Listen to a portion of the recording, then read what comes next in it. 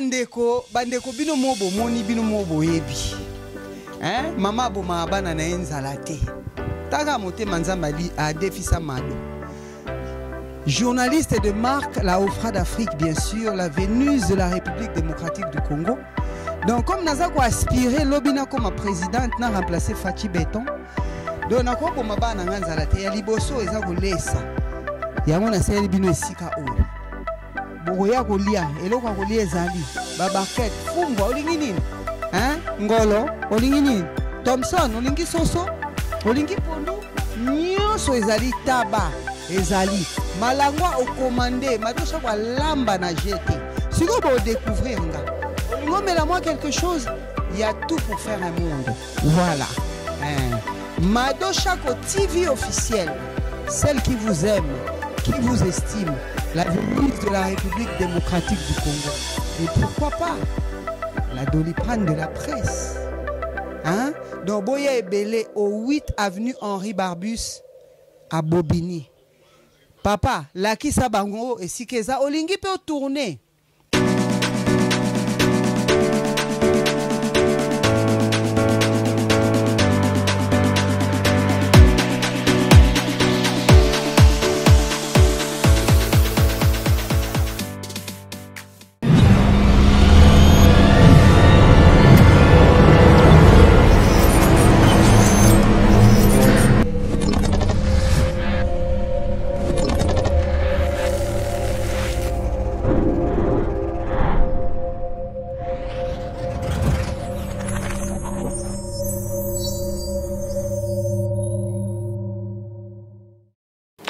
Bonjour mesdames, mesdemoiselles et messieurs, votre Mado Chako, toujours et toujours la Vénus de la République démocratique du Congo et pourquoi pas la Ofra d'Afrique.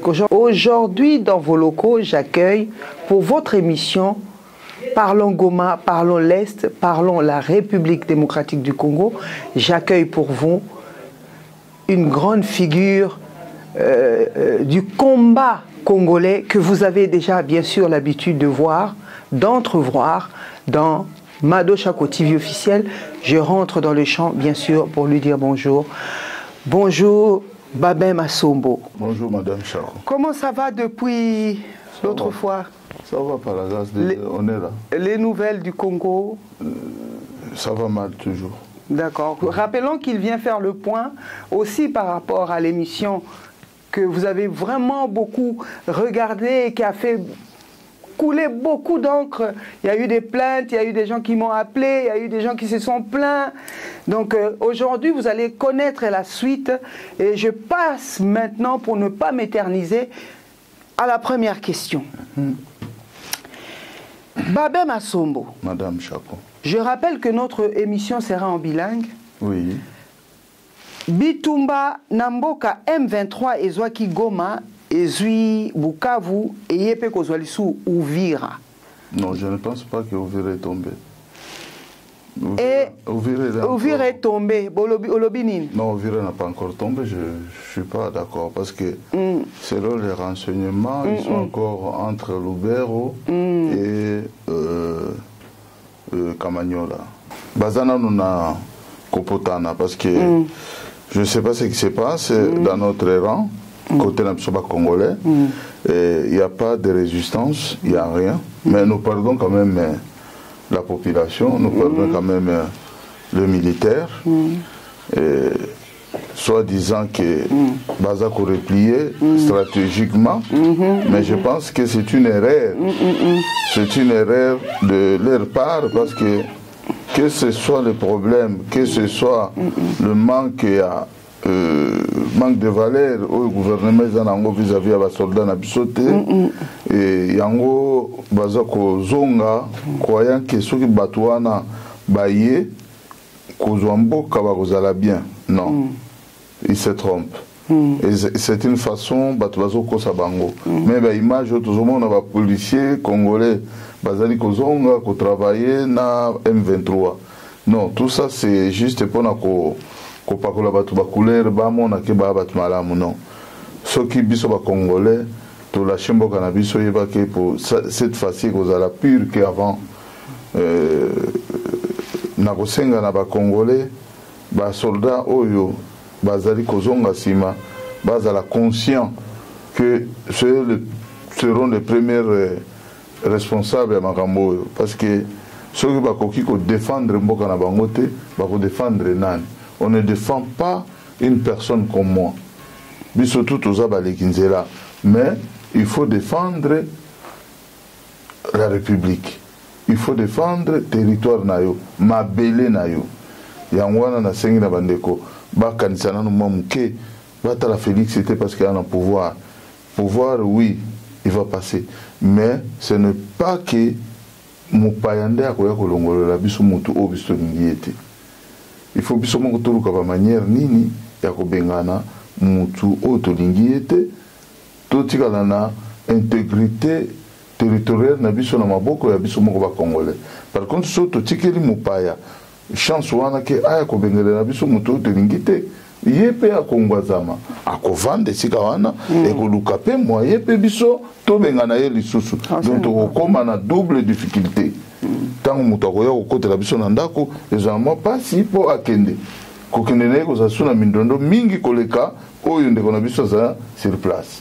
Donc yango wana nazosenga na basoldat malgré baimpayement na bino, malgré que bakonzi na bino baza ko respecter ba ordre te, bakonzi na bino bazali ba traître, mais les soldats du rang à partir des capitaines ils peuvent s'organiser, peut de maintenir, de prendre la position vis-à-vis à ennemi au azoya.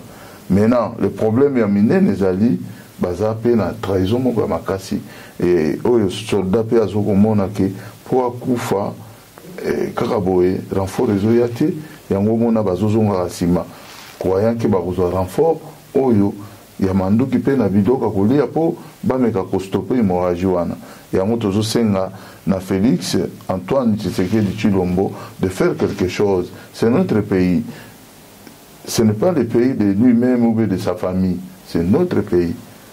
Oyo aza kosala wana yebaki aza na double risque parce que alingi ko sacrifier mboka na biso tokozala content lisusu na été même na pouvoir comme un jour sokalongo na pouvoir akozala toujours mutu oyo bakongole bakobanda koluka ye.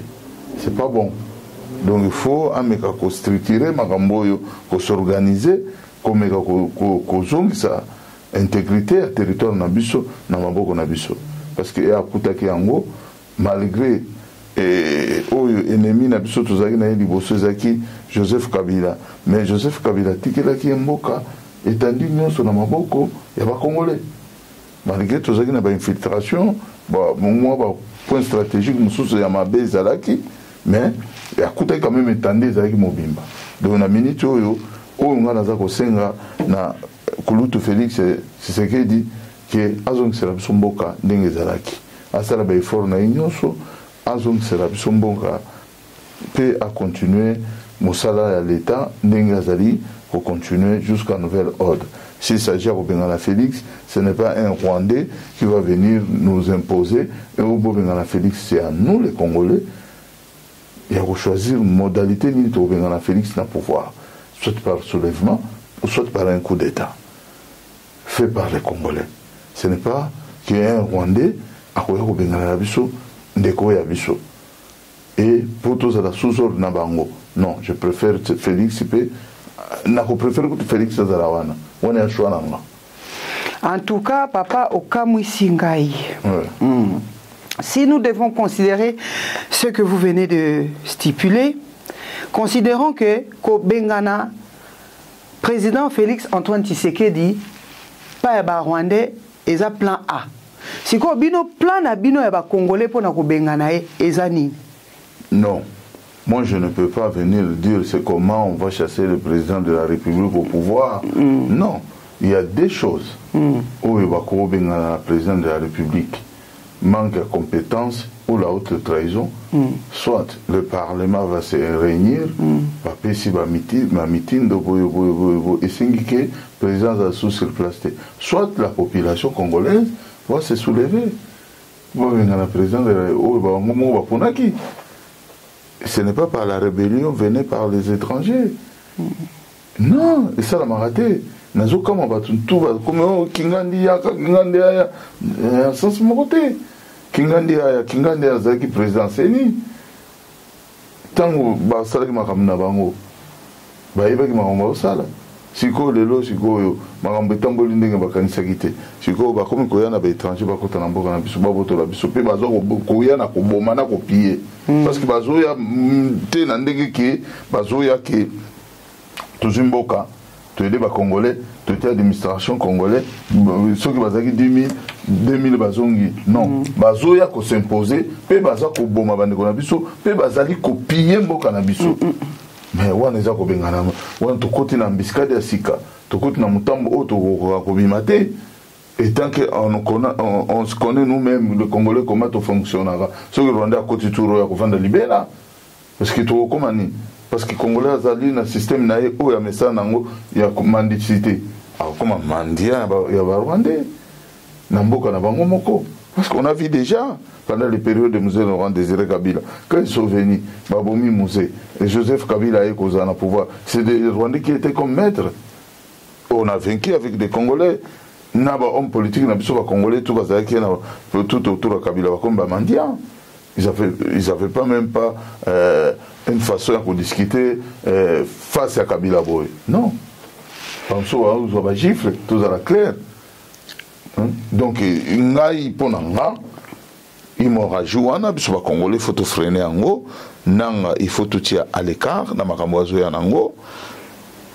Félix Tshisekedi Azaliwana, s'il s'agit de Benganaï, to Benganaï, Bissomoko, to Benganate, parce que tout le monde a la pression, Bengana, ndeko na biso congolais malgré tout ça la mabe po bango ba ya kosalani mabe koleka Tshisekedi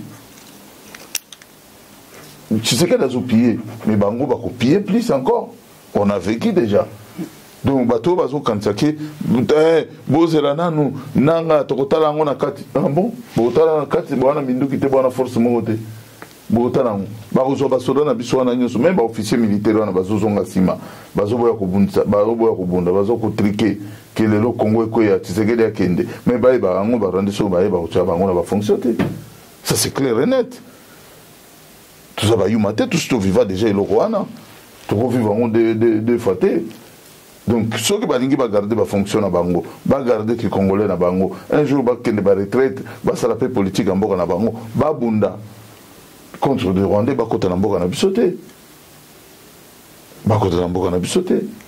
en tout cas, merci beaucoup, Bakota Nambo Kanabisote. Mais papa, je suis un peu confuse. Voilà pourquoi tout à l'heure, on a lobby papa au Kamwisinga. Oui. Parce que selon un ou deux combattants, on a eu occasion au Solana Bango, oui. D'après eux, monsieur le président Félix Antoine Tshisekedi est déjà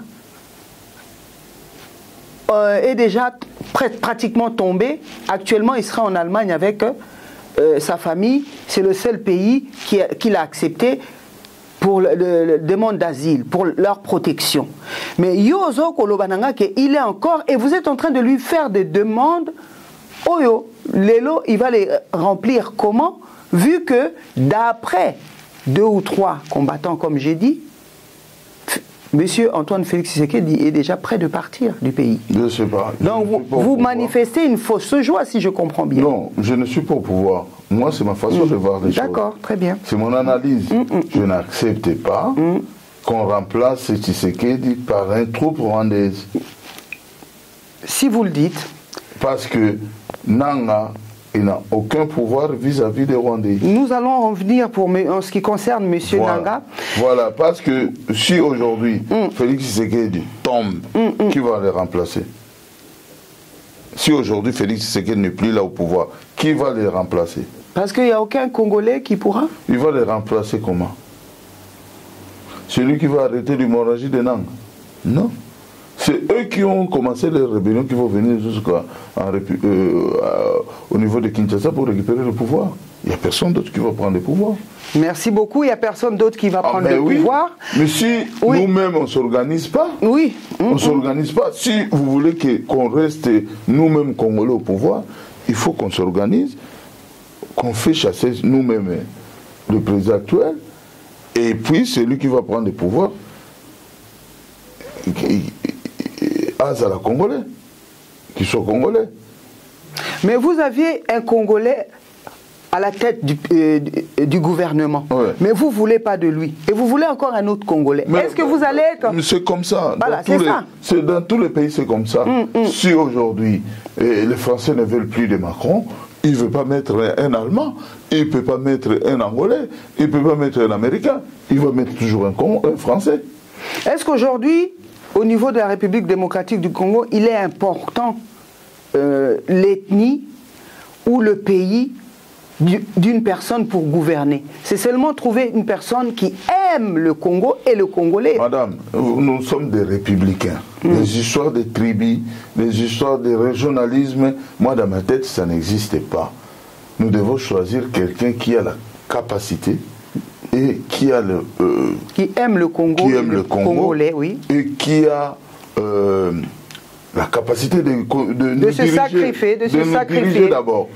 Parce que c'est un sacrifice. L'intelligence aussi de faire les choses comme il faut. Très bien. On ne peut pas dire parce que l'autre comme ça tourne à biso. Oh, namboka ezaka tourna mutute, namboka ezalaka soki okomi mokonzi ya bato wana, ezali po ba congolais ba sepeli na yo, pe ba moni ke avec yo bango bakubika. ezalaka te ke biso no bakongo tozwaki après komi ya bangala après baswahili après soki baluba après bato ya bandundu esalamaka te na mboka oyo nga navandi na Congo. Mobutu, s'il a eu le pouvoir, c'est par la chance parce qu'il était au bon moment et au bon endroit. Ce n'était pas dire que ça qui tourne à Bangala. Non. Nous Laurent Désiré, quand il est venu, il était au bon moment et au bon endroit à ce pouvoir. Et ça m'a ramboya Rosalate que il a pouvoir à Balouba. Non. Félix aussi, il a eu son pouvoir. Et selon le bon moment et le bon endroit, la façon qu'ils sont arrangés avec ses amis de l'époque, ils ont pouvoir non. On ne peut pas dire ça. L'OBP m'a donné chaque cause à la paix Moukonzi. Au Rolobate que non, aux alliés pouvoir abattre là. Non. Tout le monde a esprit à tribalisme et régionalisme. Tout le monde oyo. Ata zali mungala, ata za muluba, ata lelo muluba mususu aye après Tshisekedi. Nous devons accepter, étant que Congolais, il est Congolais d'abord.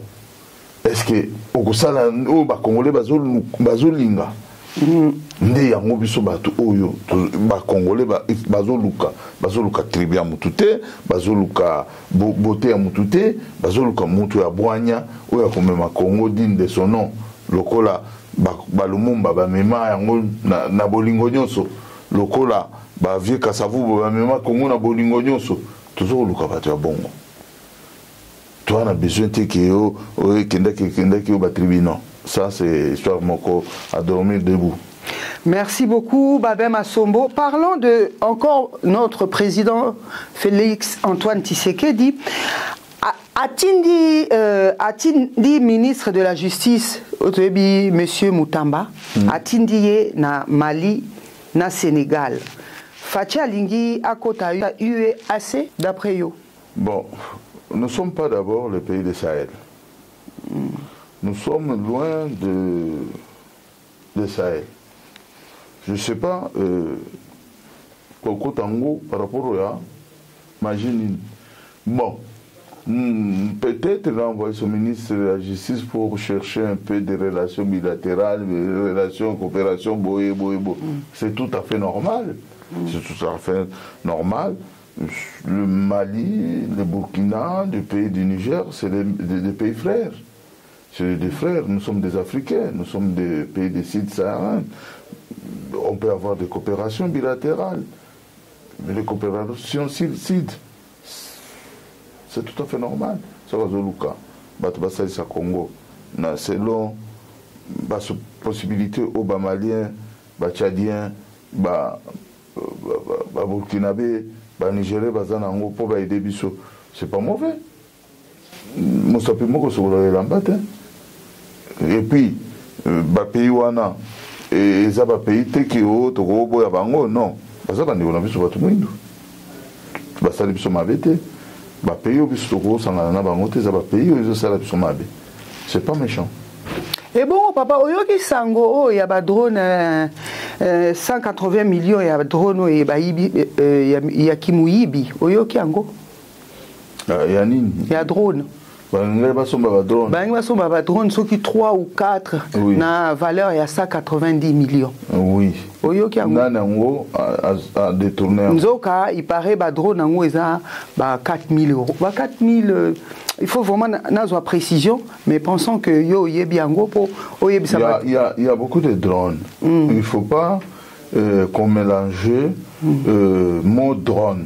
Ba drone de l'armée. Hein? Et Zalaka, n'a pas drone civil. Sûrement, ils ont un drone de l'armée. Bon, mais je ne pense pas que pour 3 ou 4, ça doit coûter 190 millions. Le drone, il y a armée et cause à la jamais n'a pas 4 000 $.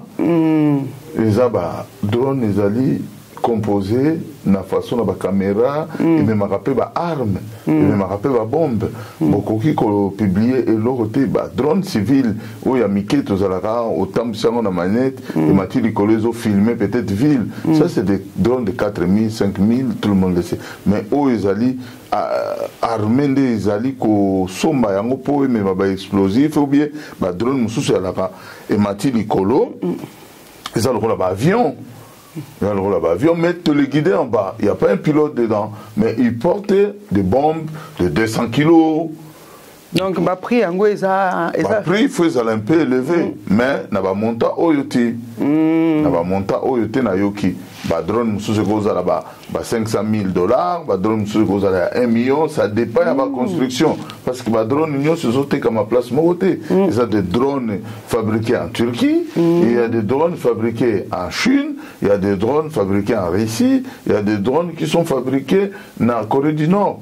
Presque les grands pays où tout ça développé, et comme ça, il y a des drones, il y a armement. Il y a armée où il y a armée qu'on utilise. Donc, il y a un prix 1 million, mais 190 millions. 90 millions à Moko, je ne pense pas. Ça, c'est exagéré. Voilà.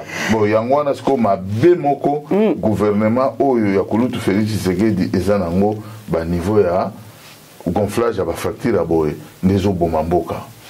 Parce que ce que vous pouvez vérifier, quand on a 2-3 drones, on a pris les amoussous. Mais il y a à peu près des millions, des soldats. C'est ça, et l'oko et bomi gouvernement, il y a Félix Antoine Tshisekedi Yangouana. Qui fait man. C'est ça, l'escroquerie. On y va frapper, dès que tu frapperas la banque, na poto, memi yango tina katia mboka. Na gumutu ya gouvernement. C'est pour cela même la dame de la Banque européenne, Madame elle s'appelle Christine, je ne sais plus, Lagarde, Madame Lagarde, elle avait sorti un article se disant que le dirigeant Yambo Cannabis au Congo, Bambongo va financer l'Union européenne, au lieu de la mission de la République démocratique du Congo, Balia Kayango, au moins la crédibilité, Yango Ibomi, Masolo. Mais compte tenu, il y a Makambozo de Kanamboka, et ça Makambo Moussousou, toujours le Makambo Oyo, et Zoya. On va divers Moussousou, na linga okotangote, na linga ko éclaircir, tout danger, Oyo Zakoya. Tozoya, Tozo Komango, Tozo Koma. C'est le plus important. Situation sur ya Nanga. Est-ce que Kokiko, quand la caméra, Oye Bisabiso Nanou, le problématique, pour entrer en Nanga, problématique nango pour le peuple congolais, Zanine. Madame, au moins problème il y a Nanga, c'est simple à comprendre. Les alliés, problème il y a Kibungai na accord. Ce qui accord les alaki, ne bayokanaki et les Kibongote yango FCC. Il y a Joseph Kabila. Yangonde ba signé accord na Félix Tshisekedi. Et Seni ils allaient juste accompagnateur comme témoin. On comprend? Sikoyo Seni Oyo Mutozaki président ya Seni Ezanan Corneille Nanga. Le Corneille Nanga ayebi Oyo elikaki entre FCC na l'UDPS. Maintenant, comme il est témoin et il est membre de FCC, à quoi ça sauté? Corneille Nanga il est membre de FCC. Obligé. Sénateur Joseph Kabila. Voilà. Monsieur le sénateur. Voilà. Donc, Azoui avance, Yamasolo. Olé FCC et Bimsa Moutou, Baromonango crédibilité. Il y a moko siko Bimisa Moutou na parti Moussoussou. Ce que Alliance du fleuve Congo Oyo. Un jour, Baromona, Nandenge Baso Tambola, Baromona Barosala Alliance na FCC. Déjà, il y a une alliance na M23. Le M23 existait avant Alliance Oyo. Fleuve Congo Oyananga.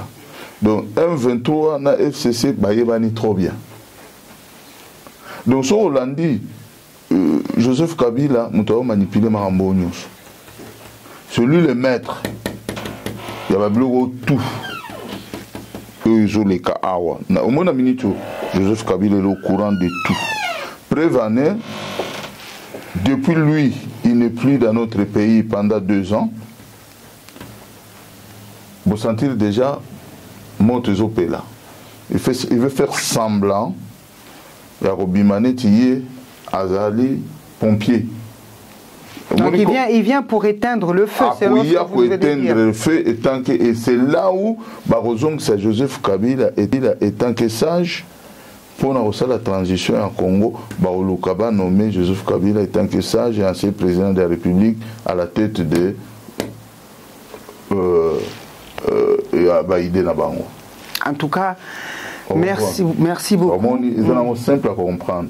Et puis, c'était connu dès l'avance. Parce qu'avant Joseph Kabila a le pouvoir, il avait fait une réunion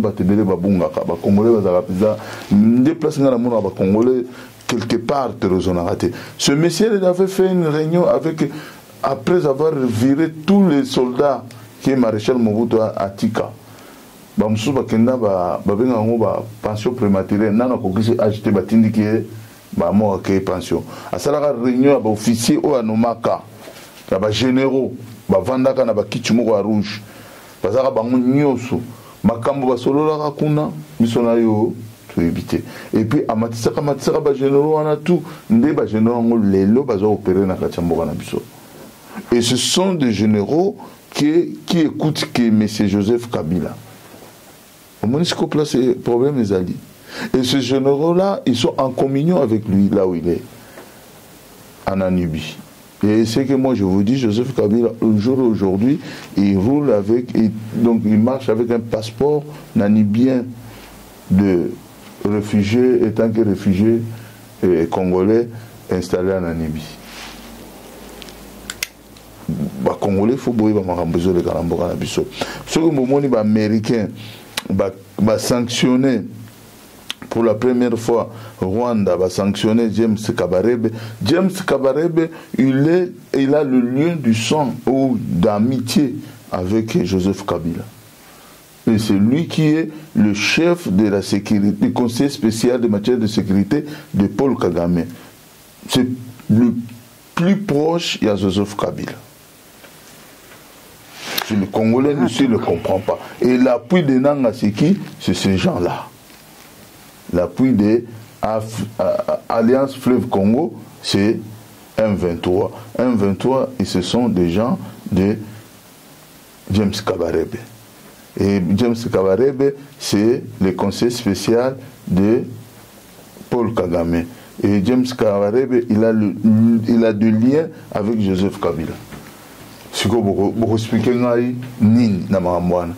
que pour les Congolais va comprendre que j'ai eu Salema Awa et Outi na Mutu Oyazaki na Mboka na Biso, na tête moko na biso. Donc Olingo stipulé que c'est un coup de théâtre. Coup de théâtre. C'est un film, la réalisation d'un film qui est en train de se faire. Voilà. Un coup de théâtre. Tout est truqué. Et ce qui est bizarre, ce que moi je trouve aussi bizarre, Félix, il est au courant de tout ça. Mais ils ne veulent pas dévoiler. Ils ne veulent pas conduire le peuple congolais que Mbokanabino Kou et Salamagi Ezabo Telema. Si ça dit tout Simba Kombo, Bissonyos. Bakombo to la Mboka, t'es pour un sentiment tout le monde. Et puis quand ça va, tout le monde va répéter, Bisso n'a pas tête à Mboka Bisso. Nango Zalagi déjà.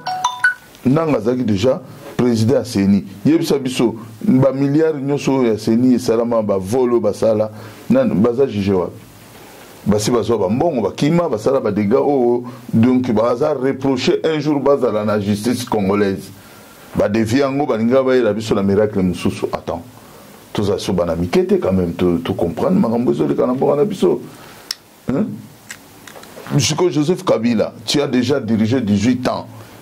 Pendant 18 ans, il y a beaucoup de milliards derrière. Tous les commerces qui se trouvent au Congo, ça appartient à lui.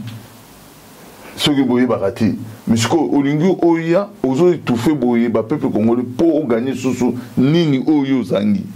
Donc, ceux qui n'ont pas comprendre bien, Olingo faire comprendre au peuple congolais que monsieur le sénateur Joseph Kabila, Azako s'est préparé pour Zonga la présidente en tant que président de la République. Il avait dit qu'il ne dit pas au revoir.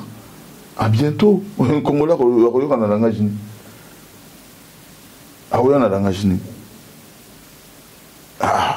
c'est simple à comprendre. C'est simple à comprendre. Moi, étant que Congolais, ma façon de voir les choses, c'est comme ça. Mais ça, c'est votre façon de voir les choses. Voilà. D'ailleurs, je rappelle que je suis la journaliste. Tout ce qu'il dit ne le concerne que lui. Oui, c'est moi. Et ça, on a évoqué, Nathalie, n'a étudié, non. Non. Na kopé ça bino ba parenthèse mususu oyo ba congolais ba zo comprendre. Pesa kaka papa pesa. Vous comprendre. République démocratique du Congo yango. Goma ezali quelque part à Rwanda ezali awa. Bon tala je ba congolais par place ba comprendre te.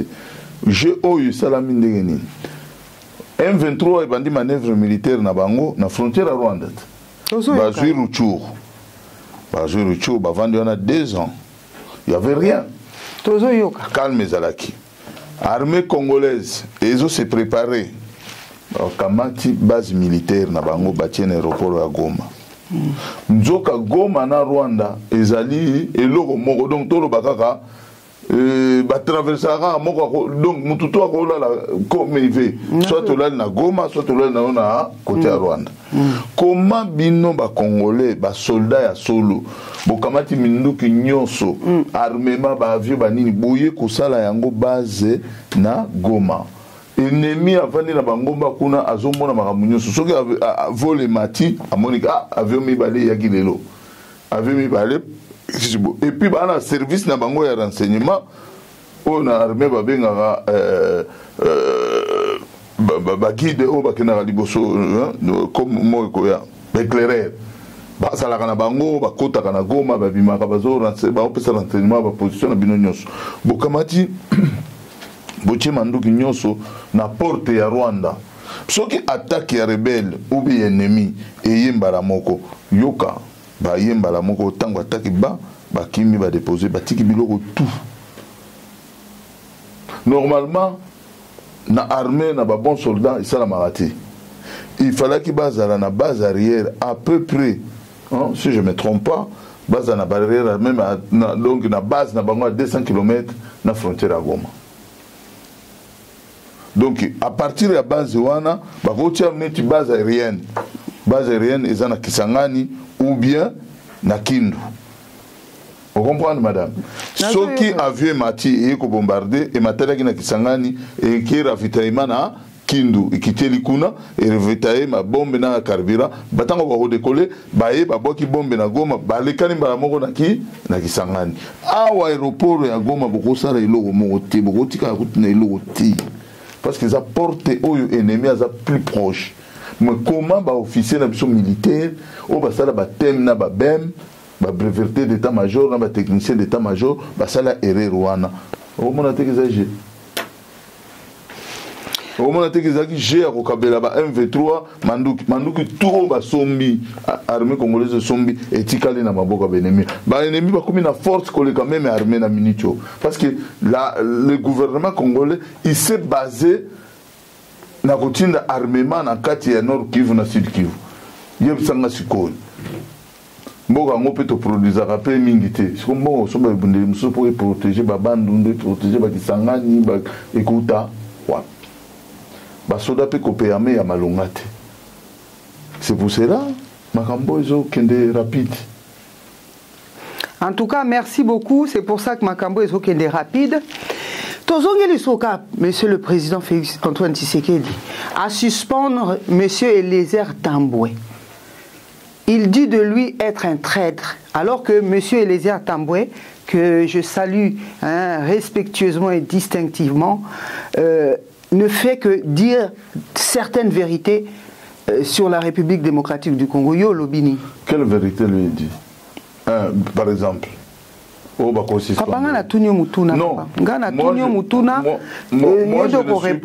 je ne suis pas Nadil Nabango na Masolo les écoute ba émission ba Élysée wana nga tala na ngango te pour nga benga bango bazaki ba benga ngo ba journaliste ou ba journal ya pouvoir pour na bango c'est Tshisekedi c'est tout, il disait pas la vérité. Il dengue fonctionnement, non, il disait pas tout ça. Bah comment il kaka jalelo boye. Sikoyo lelo ba suspendre, sikoyo linga na répondre ni.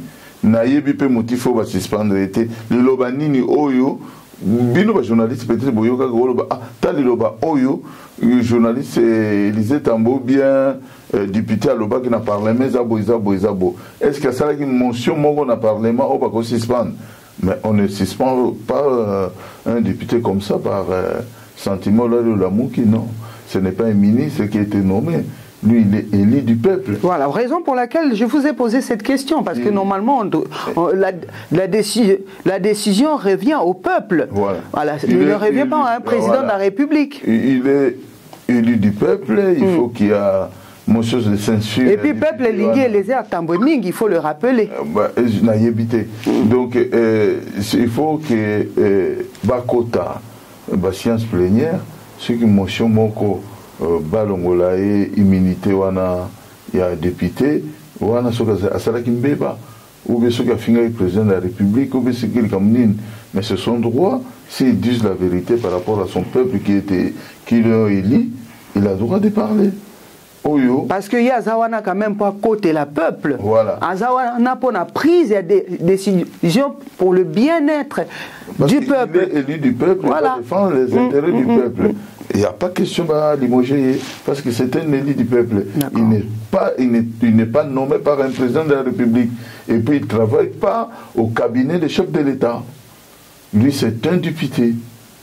Il a des valeurs de républicain. Donc, pour Nangaï, ceux qui limogé dans le Parlement, donc il était nommé. Il n'était pas député du peuple. S'il est député du peuple, il va retourner dans le travail. Et donc, à Forzonga, à Rokota, à science, parce qu'il est élu du peuple, ma sœur. Balongolaka élu du peuple Bongoté. En tout cas, Balongolaka élu du peuple Bongoté, merci beaucoup. Une pensée à notre pasteur, pasteur Paolo Pemba en Belgique. Vraiment, je vous salue vraiment humblement. Je salue votre dévouement par rapport à la République démocratique du Congo. Vos prières elles sont vraiment entendues. Que Dieu vous bénisse. Je salue ma sœur Omba Wayamo. KS Cosmétique, Omba KS Cosmétique. Je salue Kezia NK. Voilà, donc si vous avez besoin de faire vos ongles, contactez Mado Chako TV officiel. Monsieur Babem Assombo, figure, il y a combat, et emblématique d'ailleurs, parce que vous dites être le père des combattants. Sikoyo, moi nanayo, ba déshabillé. Papa Bokechu Wayambo, tozo saluer vraiment respectueusement toujours soutenir par rapport au lié. Makanisi na yo maloba na yo ezali nini par rapport ya likambo oyo eyeli biso à travers Papa Bokechu wa eyeli tout Congolais à travers Bokechu wa Yambo. Toko sukisa na question wana. Merci madame, courage à lui, beaucoup de courage d'abord. Vous savez, c'est un combat. Tous les coups est permis dans un combat. Qu'on chasse les sorciers. Bokechu, il est artiste engagé. Il a la façon de dévoiler aussi et de parler pour son pays. Si ça gêne les gens-là, Batindi, Batuba, Osala, Basali, et ça le plus l'autre. On a pour la victoire à Bokechu. Parce que les lois assemblent pour le Congo, assemblent pour la Lokumu na mon côté, assemblé pour le Congo. Moi, ce que je vais dire à Bokechu, c'est de l'encourager. Regardez la caméra et passez-lui un message. De continuer de se battre. C'est comme ça. Moi, j'ai été humilié avant lui. Je t'ai tabassé. Balongola paye Bilamba chance n'a la double. Bon, je pense que ceux qui y a Yebaki, a même triple. Mais il fallait qu'il y ait un combat, c'était comme ça.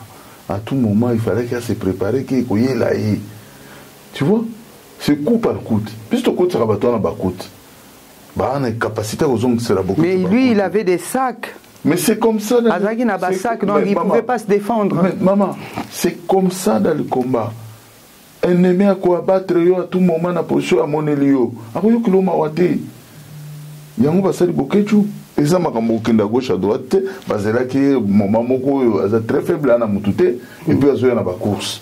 C'est dommage, certains Congolais, les cas, ils ont critiqué Bokechu, ils ont humilié, ils ont seka, mais Bokechu, ça l'a gagné, malgré a gagné moi Mike Sima.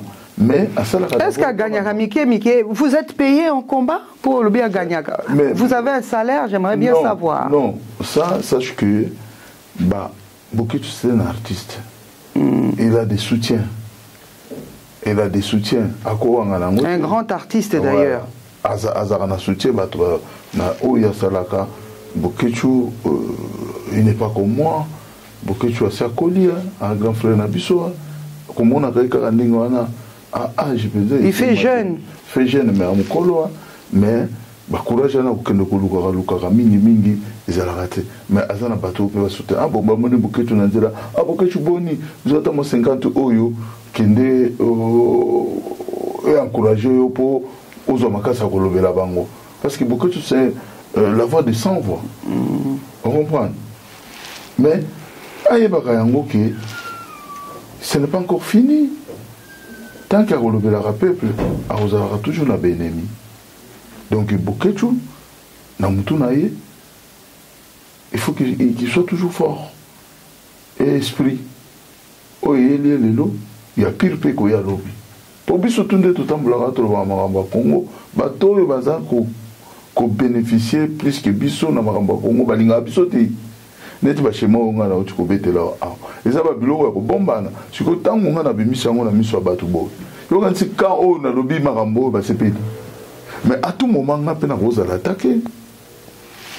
Mais si koyo, et là, comme on a voyé, sur Mado Chako, Tozo Yoka. Bokechu va maintenant vous en le lâcher. Loba likambo. Makambo, to yao, tu vas lui ça pembeni. Makambo, tu kota ou, ils ont makambo oyo, na batu o va diriger le monde, baza na kati ya makambo. Tant que tu dévoiles, tu déstabilises, tu se pélater.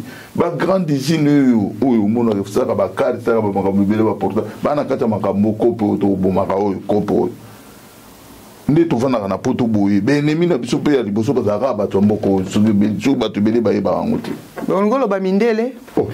Mais tant bango bazo créer ba rébellion na bazo boma bato bazo biso to bazo yiba ba minere biso ce qu'on a poto to le voilà rango. Yo kan se passer là.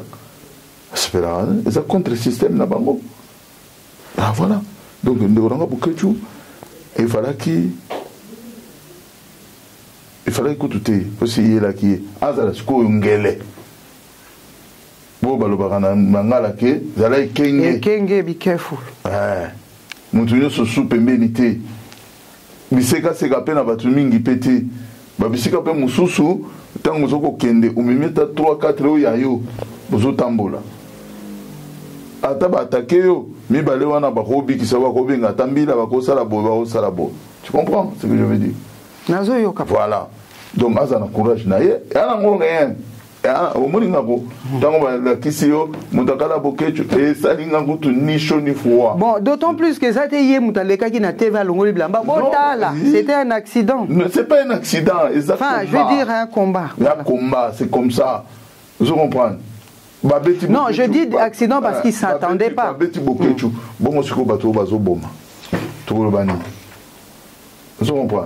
Donc, beaucoup de choses, courage, Adanda Koutou Babilobela Batouanate, Adanda Koutou Zoba, Congolais Moussou, Zoba, parce qu'il y a un Zoba, parce que courage, beaucoup de choses, ceux qui bateau, Babeta Bouquet, tu sais, vraiment Congolais, il fallait que tu passes à la nègre, Congolais, Koutou Bouquet, pour peut-être pas foutre bango, pour pas quand c'est Bouquet, tu monok. Au moins, tu as tu vas payer, c'est des monok, sous ma casse. Encore, il n'y a pas à téti. Ah. Donc, vous savez que bien que vous tindez les gotinda. Moi, pour l'en oublier, bah tindez gotinda.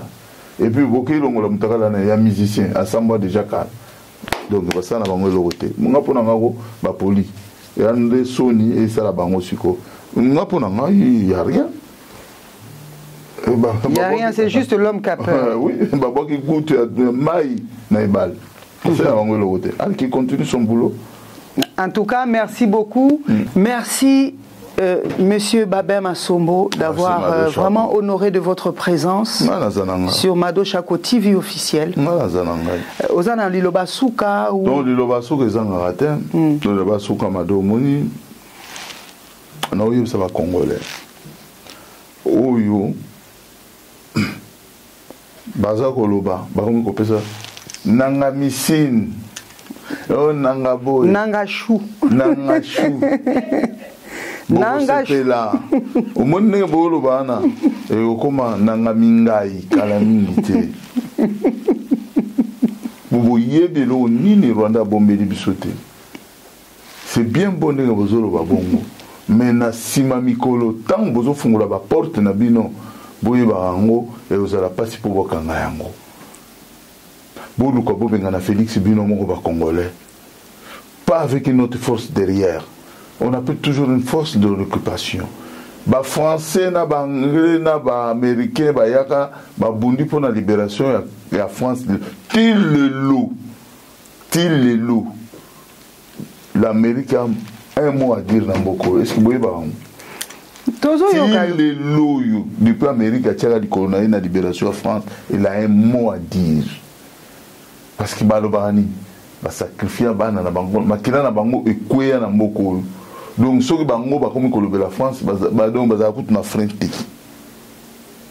il parle comme il veut, il vient quand il veut.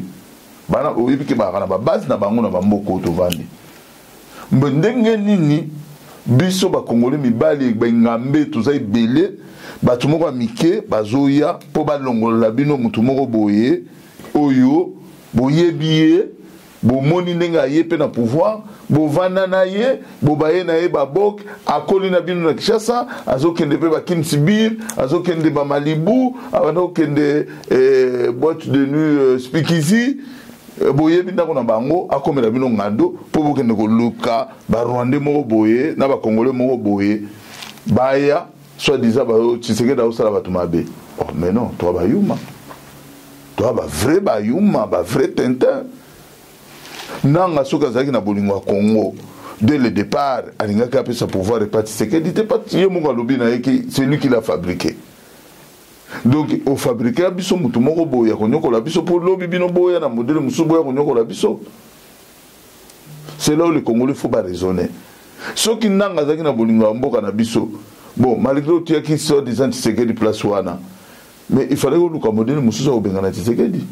Il fallait que biso moko to sangana na kati ya opposition pour créer synergie na kati ya opposition pour créer ba force ya déstabilisation pacifique ya kobimisa batu na banzela pour Tshisekedi Akende. Parce que les stratégies que vous êtes en train d'utiliser, Basoda Nabiso, Bazali Bahamina, Bango officier Nabiso, parce que c'est le même stratégie pour Bosala Yango, na peuple congolais. Parce que Basoda Wana, Bazali Batunabino, Baba Masana Bango, so Bango, Bananga, Naba Kabila, Naba Joseph Wana Nyonso, so Basangana ki, na Kishasa, Babimisi population. Population Wana, Inge Vandakende vers Félix Tshisekedi. Félix Tshisekedi a mis sa soldat. Mais les soldats wana, les commandants wana, c'est le même commandant au bazo la marche arrière na bitumba. Donc Boringo boba na kobenga bango, botika tobenga na mutoyo bobeta masasité. Inge za kutu plus propre. Inge za kutu propre kolega ke boya na minduki na ba soda mususu ya ekolo mususu ba bomaka ba congolais ba piaka Congo. Mais non, attends. Nous sommes dans quel pays? Parce que la stratégie que vous utilisez, c'est vous appelez les officiers que Joseph a laissé de déposer les armes, de faire replier les militaires. Et il fallait que ça ait un soulèvement populaire. Que bon voilà, tout se levait peuple congolais, bino ba soldats, ba officiers, bobeta massacité ti Félix Okende. Et ils ont la coûte propre soulèvement, digne de son nom.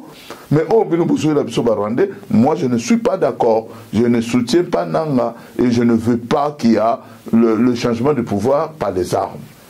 Si il s'agit de Bengala Félix, et de Bengala Bissomongo, n'a stratégie, n'a pas peuple congolais. Mais où il y a Barondé Nassima, on dit non.